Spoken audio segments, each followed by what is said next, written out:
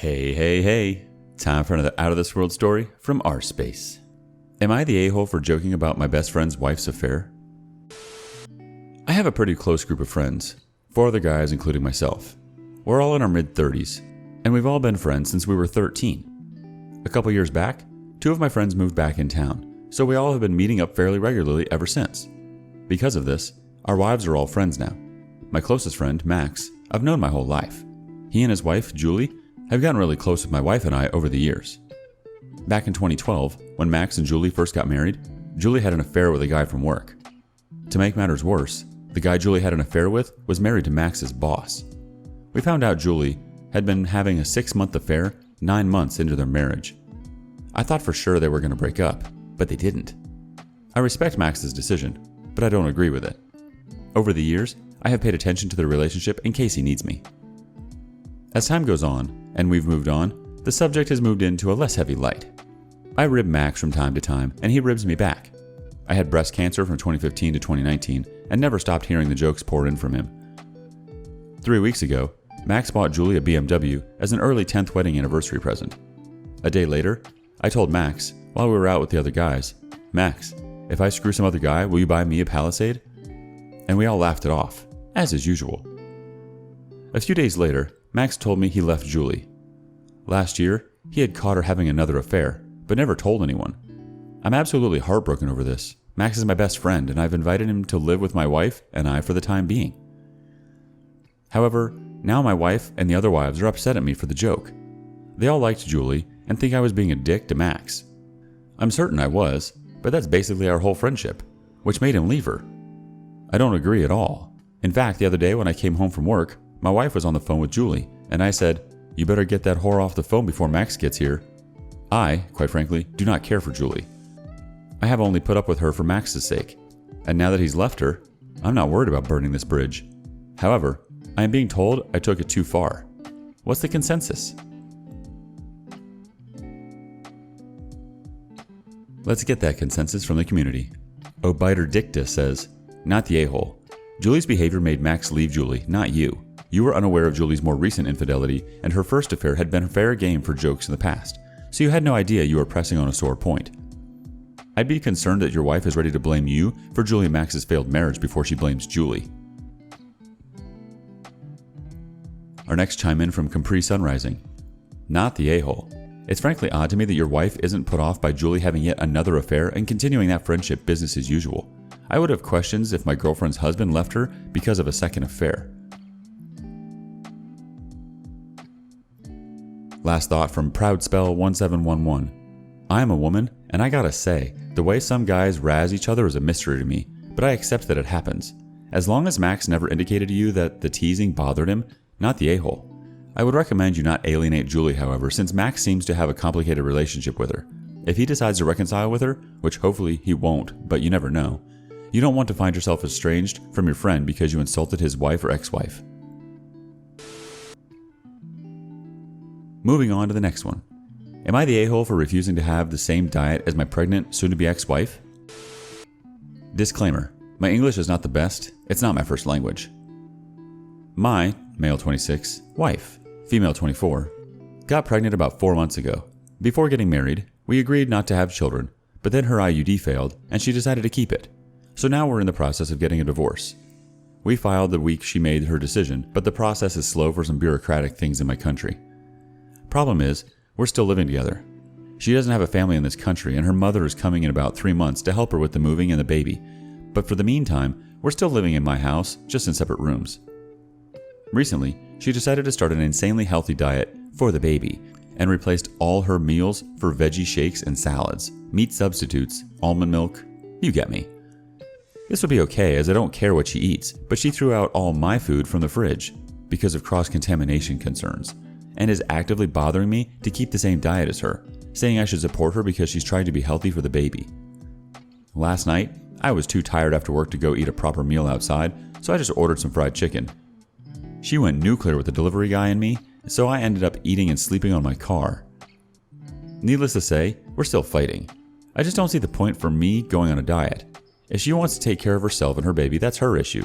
The food I eat has zero relevance to her health, And it's not like I'm unhealthy enough as for her to be worried about if I'll be able to pay child support for the next 18 years, which of course I will.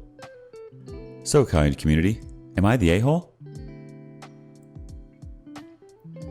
Alright, community, what do they say?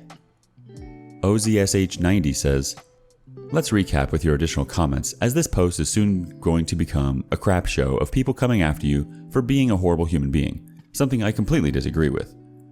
You married your ex with an understanding that neither of you wanted kids and that you'd abort in case your ex got pregnant. She was on an IUD and it failed. You had a scheduled vasectomy that was postponed due to the pandemic and you haven't been able to reschedule. She decided to keep the baby with the understanding that you'd want no part in their life if she had the baby. You continue to support her financially and live with her until her mother arrives so she wouldn't be in a bad situation. You'll pay child support once the baby arrives. Not the a-hole. And it is said by a woman who grew up without a father. You made your point clear from the beginning. You are honest and you are doing your part by providing financial support now and plan on continuing to do so.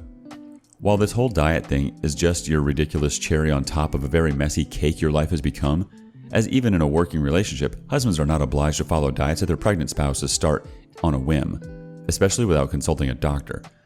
People will accuse you of being heartless and unable to do the decent thing, but I do remember my father, who used to show up a couple of times per year, completely uncomfortable and not the least loving. I'd rather he hadn't. Not every person is meant to become a parent. Learn from your mistake and start using condoms until you have your vasectomy, even if your next partner already uses protection on her own. Next thought from What This For? Not your wife, not your choice, not your diet, not your problem. Your house, your money, your groceries. If she doesn't like it, she can GTFO. Astra Disaster chimes in next. Not the a-hole. It's her diet, not yours. And if you're buying that food, I'd be pretty pissed she's wasting it. Last thought from Just a Sad Noob. Not the a-hole. Why is she throwing your food out of the fridge? Throw her out as soon as you can. On to the next story. With update. My 18 male stepmom, 25 female, keeps using my girlfriend, 17 female, as a babysitter for my sister, 4, whenever we're hanging out. I'm an 18 male. My girlfriend Shannon is a 17 female. We met because my stepmom, Lindsay, 25 female, hired her to babysit for my half-sister, who's 4. It was never a nannying type situation, just random nights out here and there starting when my sister was like 2. Me and my girlfriend had always kind of known each other from school, but never really hung out. We started talking when she'd be over watching my sister. Eventually, we started dating, and it's been great since then. The issue is my stepmom seems to think Shannon is now at her beck and call whenever Shannon is over, which is a lot. She'll just be like, "Oh, Shannon, I'm just running out to get my nails done. You don't mind keeping an eye on Remy, do you?" Or if Shannon stays over on a weekend, she'll walk into the room really early and wake up Shannon and be like, "Oh, I just want to run out while she's sleeping. I'll be right back." And then be gone until 2 or 3. Shannon needs to stick up for herself and say no, but when Lindsay just comes in and doesn't even ask, she just says, "Oh, you wouldn't mind, would you?" She says she just freezes up and says yes, because if she says no, it will be like her saying yes, she does mind watching my sister, which she thinks gives off the wrong impression. I've tried talking to my stepmom about it, and she just says, "Don't be silly, Shannon doesn't mind at all." Even when I tell her straight up Shannon doesn't want to be her on-call babysitter 24/7. So what's ending up happening is that whatever plans me and Shannon have get screwed. We just hang out at home, and then when I have to go to work or practice, which is why my stepmom knows she can't count on me for childcare, Shannon is stuck at my house for hours with my sister. When I found out I was going to have a sibling, I was happy, but I also made it clear I'm not a babysitter. My sister is a really cool kid. We vibe hard. I love hanging out with her, and obviously some of the times we hang out, it's just me and her, like when we go to the park and movies and crap, but that's not babysitting. That's just hanging with my sister. I tried to talk to my dad and stepmom that except for times when they talk to Shannon about it beforehand, it's not fair to just spring it on her. Lindsay says that Shannon is agreeing to it, so it's fine. My point is the situation is too awkward for Shannon, and she feels like she can't say no. Lindsay keeps saying I'm ridiculous. Hanging out at Shannon's house isn't really an option, for reasons I'm not even going to go into here. Update. Me and my girlfriend talked it over. She said she was uncomfortable with either one of us straight up telling my stepmom to stop because she was concerned that she'd find another sitter. She likes babysitting the times we don't have plans. And she was worried my younger sister would hear that Shannon didn't want to babysit her and feel bad. So I wrote up a contract for Shannon, my stepmom, and dad to sign. Basically, it says they have to ask Shannon 36 hours before they want her to babysit, that any less time than that is considered an emergency session, and her hourly rate goes up significantly, and they still have to give 12-hour notice. Shannon also gave Lindsay her sister's phone number in case she needs someone to watch my sister on the day Shannon already has plans. We all sat down, and they agreed to it, and so far, so good. To address all the comments about my stepmom's age, yeah, it's not my ideal situation either. She's 11 years younger than my dad, who's 37. My mom and dad got married after they had me when my dad was 19 and my mom was 20. They were married for 10 years until my mom passed. A few years after she died, he met Lindsay at a library fundraiser. They dated, got married, and had my sister. Trust me, I don't like the fact that some of my friends have siblings older than my stepmom. But it's my dad's life, and everyone seems pretty happy. It's not my place to tell two adults what they should or shouldn't do, and to be honest, in a few months when I graduate, me and Shannon are going to get our own place anyway. Our first reaction comes from Innocuous Profile. I've never been so proud of a stranger before. Good job, OP. You handled this like a pro. I hope things continue in the right direction for you and your family. You seem like a good person. Neutral Good 079 says, yes with the contract. A good option. Ideally, you guys should have set the boundary. However, you're 18, so you have time. But this is a good option.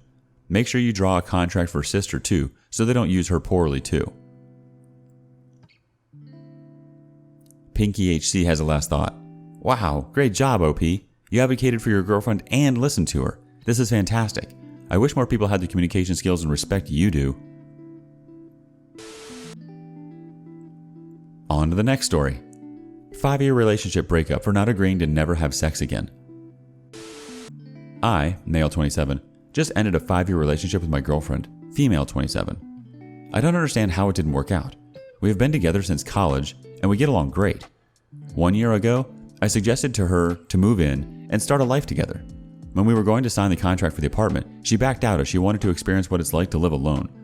It hurt me, but I accepted it. It was necessary for her, and I had already experienced it. She needed to know herself. Since then, we see each other very little and had sex less than once a month, by her decision. I know she loves me. We had dates and good moments. She said she wanted to talk seriously with me about something. I thought it was finally about our future, for which I had dreamed so much. But instead, she told me that if we wanted to be together, we could not have sex anymore.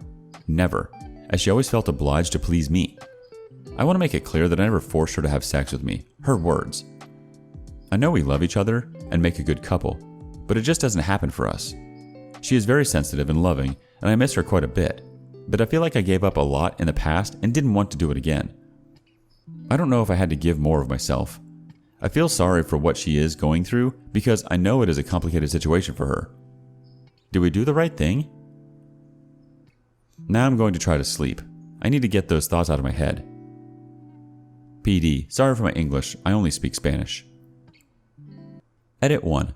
People, she's not sleeping with someone else. It's not an option, but I understand the comments. Edit 2. Thanks everyone. I realize that it's not a common thing, but it happens. We can both find someone who may be more compatible to be with. I know it sounds obvious, but it's hard to see. And if you are a person who chooses to treat another poorly and disregard their feelings just for sex, you have never really been in love. Thank you for all your words. I hope she and I can remain friends, even if it's just for a little while. Here comes some reactions from the community. Blair Shadowpaw starts us off. It's okay to break up because sex is something you want in a relationship, but that she doesn't. It doesn't matter either of you are failures or bad or did anything wrong. Bella Santiago 1975 says, sexual incompatibility is a very common reason for breakups. You shouldn't feel bad for that. Someone can be a wonderful fit for you in most ways, but everyone has their deal breakers, and no sex is a big one. It's not just about the orgasms, it's about the intimacy with the other person. It was very mature of you to not take up the offer for you to sleep with other women. Your ex might be asexual, by the way. She may be very confused about why she isn't keen on sex and might want to Google some resources because that's perfectly normal. My R. Kath says, it's okay to break up. I am asexual and have no interest in sex, but I know that for many people it is an important part of the relationship. In the long run, such a relationship would be rather bad for both of you. Woman in the kitchen chimes in, "Don't feel bad, mate. I've been here and did the same. You'll find someone who fulfills you more than you can imagine." After my breakup, because my ex suddenly turned into a religious nut job saying our relationship and sex made God mad at her, I flat out told her, as she expected, I can't follow this path. So we broke up. A few months later, I met this amazing girl, and I'm quite glad all of this happened. Last thought from Throw RA 12345568. She basically forced you to break up with her. Most people would understand that telling their partner they would never have sex with them again would result in their partner leaving them. So she got you to be the bad guy and break up with her.